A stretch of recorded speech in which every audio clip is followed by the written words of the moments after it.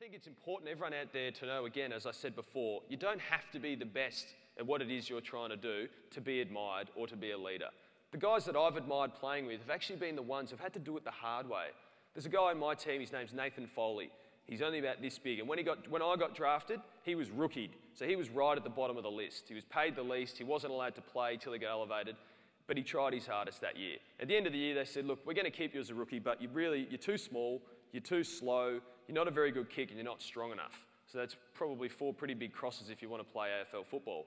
But he didn't take that. He just said, no, that's fine, that's feedback for me, thanks for the communication, but I'm going to change it. So he was always the person in the gym the longest, working on his size. He'd be the first person there out on the footy track, he'd be the last person off, working on his kicking to make sure he was a better kick. He went and got a running coach to make sure he could get his speed up so he could be a faster footballer. In the end, there wasn't much he could do about being little. That was just something he has to deal with. But over the years, he's worked his way up and up until he had to force his way into the team. He was playing that well and training so hard, they had to let him play. And he became a star player. And because he had to do it the hard way, he's held in our football club with the utmost respect, right up here. And he's not in our leadership group. But that's not because he doesn't do all those little things that I've spoken about. He's great with the relationships and communication. But he doesn't really like to be involved in the meetings. He's a quiet kind of guy. But he's a real leader of our football club because he's such a great role model with everything he does.